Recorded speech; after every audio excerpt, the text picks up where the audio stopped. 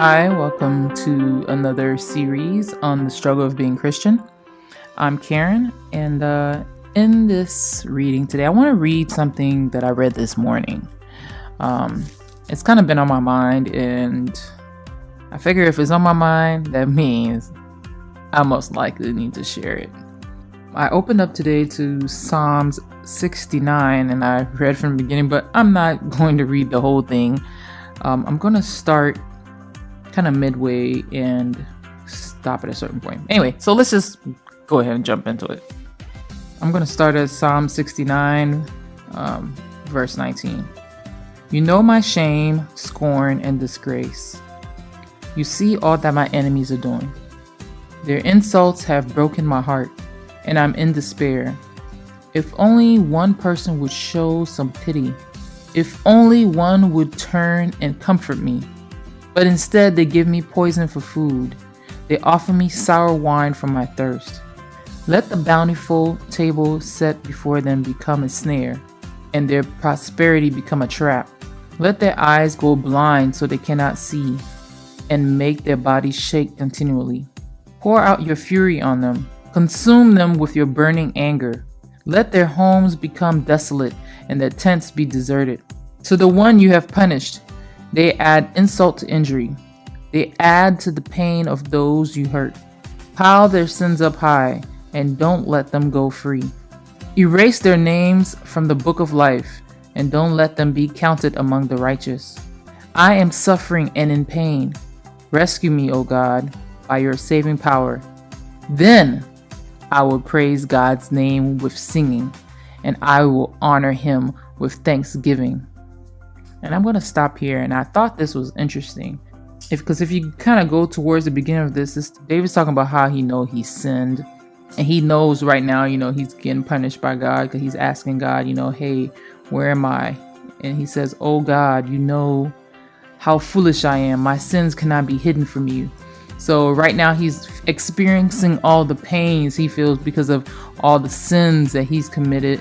And now he has enemies. He has people laughing at him saying, where's your God now? Because he's going through some stuff. And he's wanting God to punish them.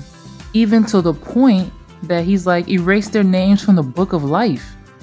I thought that was extremely interesting. And then you kind of catch some of his emotion right here in verse 20 where he says, if only one person would show me pity, show some pity. If only one person would turn and comfort me.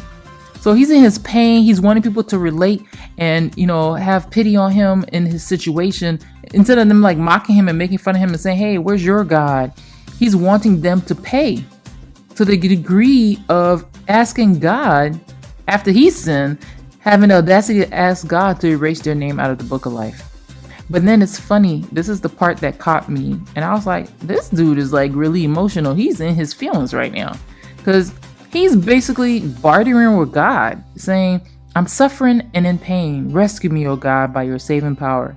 Then, key word here, then I will praise God's name with singing. He doesn't say, I will praise you now in where I'm at. I don't need you to do all this stuff for me to follow you. I don't need all this to do all this stuff. So, I will continue to, praise you, or I'm going to praise you anyway, regardless of what you do. I'm going to find joy anyway, regardless of what you do. No, he's saying, rescue me, O God, by your saving power. Then I will praise God's name. When you think about it, just sitting back, just thinking about life and, where I've been in my walk, it's always easy when you're in a place, especially probably in your earlier walk. I want to say it's always easy to try to barter with God, especially when really we have no faith, really when we don't put our full trust in him, really when we want things done our way, how we think people should be punished for how they've hurt us or just things that have happened. It's easy to want to barter with God and say, well, when you do this, I will do that. When you do this, I will follow you. Lord, if you just remove this one sin from me or this one problem from me, Lord, I promise I'll give my life to you. Or I could equate it to this. Oh man, I'm laughing now, but it wasn't funny when it happened. When I used to drink. And I remember getting drunk one time and I was so sick. And I was like, God, if you just remove this feeling from me, I promise, I won't drink again. I will follow you, God. Or, you go through a bad relationship and be like, God, please just get me out of this place that I'm in, emotionally, because usually you'll be like so emotionally distraught that you're like, God, I just ask you to fix the situation I'm at. And if Lord, if you do that, I'm going to give my life to you. I'm going to do right this time. I'm going to do what, I'm supposed to do. That's us bartering with God. And when I read these verses, that's what I hear. I hear David bartering with God, which means that don't fully trust him.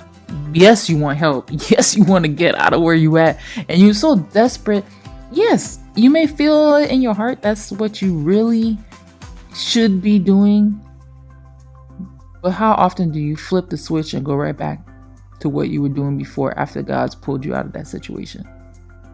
So I want to say, if you're in this place where you're bartering with God, I think it's a good place to start and just sit back and really have a real honest conversation with yourself.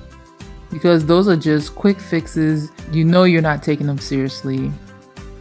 All it takes is one blow of the wind to blow you in another direction to go right back to what you were doing before. And if you're really, really wanting to give God praise and really give your life to Him and really follow Him, it starts with doing all the little things. And that could be something as simple as stop lying. It could be something as simple as, let me open my Bible and just read a small verse every morning. Then it could grow from that over time to, let me go check out a church.